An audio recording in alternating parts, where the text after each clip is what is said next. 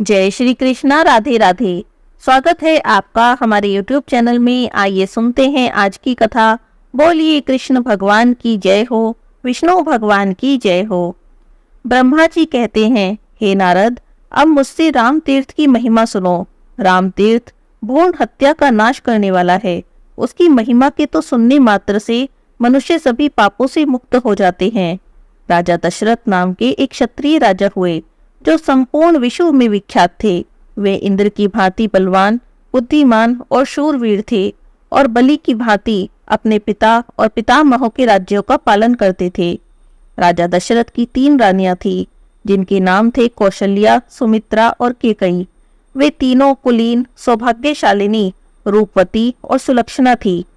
राजा दशरथ जब अयोध्या के राज सिंहासन पर आसीन थे और ब्रह्मवेताओं में श्रेष्ठ वशिष्ठ जी उनके पुरोहित के पद पर प्रतिष्ठित थे, उस समय देश में ना तो कोई रोग था, ना ही कोई मानसिक चिंता, ना अनावृष्टि होती थी और ना ही अकाल पड़ता था। ब्राह्मण, क्षत्रिय, वैश्य, शूद्र चारों आश्रमों को भी पृथक पृथक बड़ा सुख मिलता था। एक समय की बात है, देवताओं और दानवों में राज्य के लिए युद्ध छिड़ गया। ना तो उस युद्ध में देवताओं की ही जीत होती थी और ना ही दानवों की। वह युद्ध कई वर्षों तक चलता रहा। इसी बीच आकाशवाणी हुई, राजा दशरथ जिसका पक्ष ग्रहण करेंगे वही पक्ष विजयी होगा, दूसरा कोई नहीं। यह सुनकर देवता और दानव दोनों अपनी अपनी विजय के लिए राजा के पास चले। देवताओं की ओर से वायुदेव शीघ्र जा पहुंचे और राजा से कहने लगे, हे महाराज, देव दानव संग्राम में आपको चलना चाहिए। वहां पर यह आकाशवाणी सुनाई दी है कि जिस ओर राजा दशरथ रहेंगे उसी पक्ष की जीत होगी। अतः आप देवताओं का पक्ष ग्रहण करें, जिससे देवता विजयी हो सकें।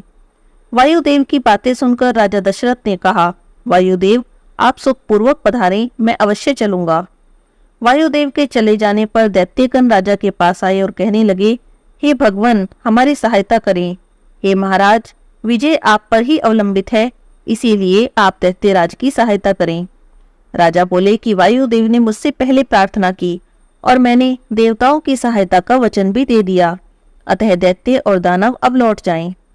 राजा दशरथ ने वैसा ही किया। स्वर्ग में पहुंचकर उन्होंने दैत्य, दानवों और राक्षसों के साथ लोहा लिया। उस समय नमुची के भाइयों ने देवताओं के देखते ही देखते तीखे बाण मारकर राजा के रथ की धुरी तोड़ दी। राजा बड़े वेग से युद्ध में लगे हुए थे। धुरी टूटने का उन्हें पता भी नहीं चला। हे नारद, उस युद्ध में रानी केकई राजा के पास ही बैठी थी। उन्हें रथ की अवस्था का पता लग गया, परंतु उन्होंने राजा को इस बात की सूचना नहीं दी। टूटी हुई धुरी को देखकर उन्होंने उसकी जगह अपना हाथ ही लगा दिया। यह बड़ा अद्भुत कार्य था। रथियों में श्रेष्ठ महाराज दशरथ ने केकई के हाथ से थामे हुए रथ के द्वारा दैत्य और दानवों पर विजय प्राप्त की। फिर देवताओं से अनेकों वर पाकर उनकी अनुमति लेकर वे अयोध्या आ गए। आते समय मार्ग के बीच में जब राजा दशरथ ने अपनी प्रिया केकई की ओर देखा, तब उनका वह साहसपूर्ण कार्य देखकर उन्हें बड़ा विस्मय हुआ। हे नारद, इस कार्य से प्रसन्न होकर राजा ने देवी केकई को वर दे दिए। रानी केकई ने राजा की आज्ञा स्वीकार करके कहा, हे महाराज, आपके दिए ये वर आप ही के पास रहे। जब मुझे आवश्यकता होगी तब मैं आपसे ले लूंगी। राजा दशरथ पुरस्कार में अनेक आभूषण देकर अपनी प्रिया केकई के साथ अपने नगर को गए। विजयी होने से वे बहुत प्रसन्न थे। उसके बहुत समय बाद मुनीश्वर की कृपा से देवताओं की कार्य सिद्धि के लिए राजा दशरथ के 4 देवोपम पुत्र हुए। देवी कौशल्या से राम, देवी केकई से बुद्धिमानों में श्रेष्ठ भरत और देवी सुमित्रा से लक्ष्मण और शत्रुघ्न हुए। वे सभी पुत्र बुद्धिमान, प्रिय और राजा के आज्ञाकारी थे।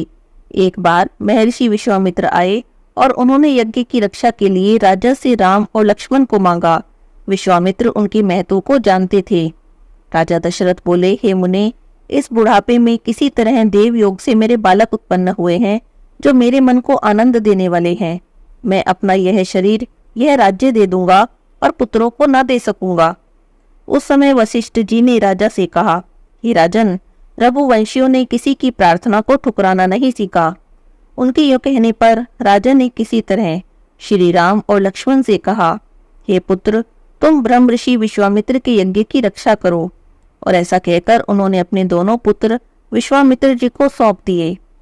राम और लक्ष्मण ने बहुत अच्छा कहकर पिता दशरथ को नमस्कार किया और यज्ञ की रक्षा के लिए विश्वामित्र जी के साथ प्रसन्नता से चल दिए।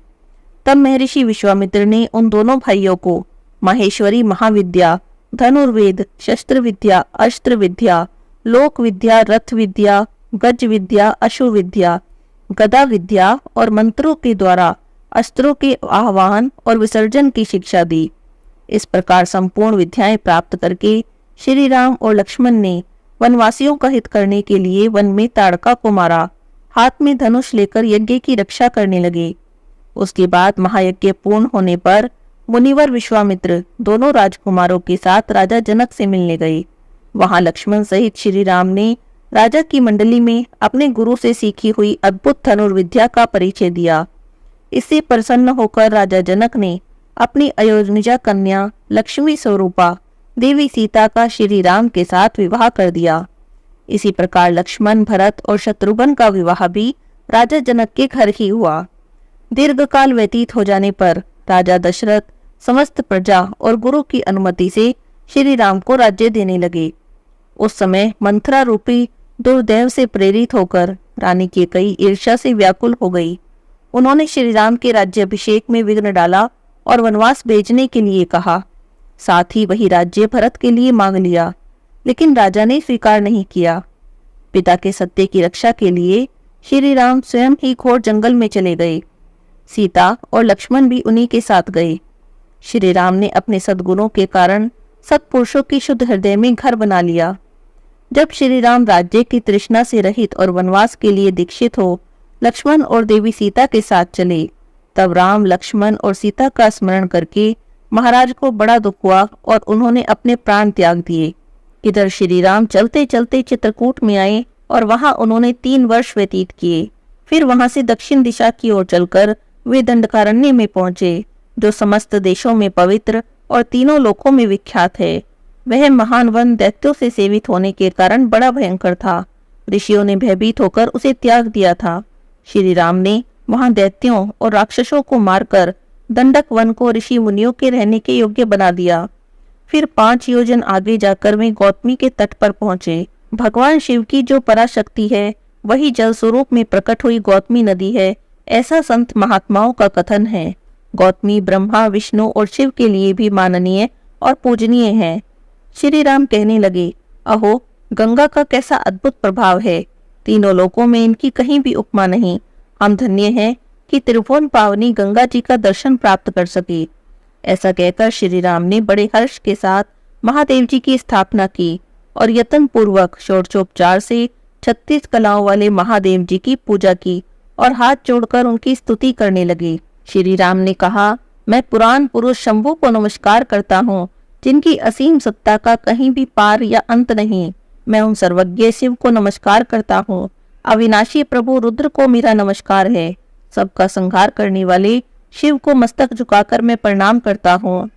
विघ्नराज गणेश और नंदी के स्वामी पुत्र प्रिय भगवान शिव को मैं मस्तक झुकाकर प्रणाम करता हूँ। संसार के दुख और शोक का नाश करने वाले भगवान चंद्रशेखर को बारंबार नमस्कार है, जो स्तुति करने के योग्य हैं। मस्तक पर गंगा को धारण करने वाले हैं, उन महेश्वर को नमस्कार है। देवताओं में श्रेष्ठ उमापति को नमस्कार है। ब्रह्मा आदि शिव, इंद्र आदि देवता और असुर भी जिनके चरण कमल की पूजा करते हैं, उन भगवान को नमस्कार है। जिन्होंने पार्वती देवी के मुख से निकलने वाले वचनों पर दृष्टिपात करने के लिए मानो 3 नेत्र धारण कर रखे हैं, उन त्रिनेत्र भगवान को नमस्कार है। पंचामृत, चंदन, उत्तम धूप, दीप, भांति भांति के विचित्र पुष्प, मंत्र और अन्न आदि समस्त उपचारों से पूजित भगवान सोम को मैं नमस्कार करता हूँ। श्री राम की स्तुति से प्रसन्न होकर भगवान शंकर प्रकट हुए और उन्होंने कहा, तुम्हारा कल्याण हो, मुझसे वरदान मांगो। तब श्री राम कहने लगे, हे महेश्वर, जो लोग इस स्तोत्र के द्वारा भक्ति पूर्वक आपकी स्तुति करें, उनके सभी कार्य सिद्ध हो जाएं। हे शंभु, जिनके पितृ नरक के समुद्र में डूबे हुए हों, वे पितृ यहाँ पिंड आदि देने से पवित्र हो जाएं और स्वर्गलोक में चले जाएं। जन्म भर के कमाए हुए मानसिक, वाचिक और शारीरिक पाप यहाँ पर स्नान करने मात्र से तत्काल नष्ट हो जाएं। जो लोग यहाँ याचकों को थोड़ा बहुत भी दान दे, वह सब अक्षय हो जाए। श्री राम की बातें सुनकर भगवान शंकर बहुत प्रसन्न हुए और उन्होंने एवं वस्तु कहकर श्री राम की बातों का अनुमोदन किया। भगवान शिव वहां से अंतर्ध्यान हो गए। भगवान शिव के अंतर्ध्यान हो जाने पर श्री राम अपने अनुगामियों के साथ धीरे धीरे उस प्रदेश में गए जहां से गोदावरी नदी प्रकट हुई थी। तब से वह तीर्थ श्री राम के नाम से प्रसिद्ध हुआ। वहां लक्ष्मण जी ने स्नान और शंकर भगवान का पूजन किया। वह तीर्थ लक्ष्मण के तीर्थ के नाम से प्रसिद्ध हुआ और जहां पर देवी सीता ने स्नान किया वह सीता तीर्थ कहलाया। सीता तीर्थ नाना प्रकार के समस्त पाप राशि को निर्मूल करने में समर्थ है। जिनके चरणों से त्रिभुवन पावनी गंगा प्रकट हुई, उन्होंने जहां स्नान किया उस तीर्थ की विशिष्टता के बारे में तो क्या कहा जा सकता है। अतः श्री राम तीर्थ के समान कहीं भी कोई दूसरा तीर्थ नहीं। बोलिए शंकर भगवान की जय हो।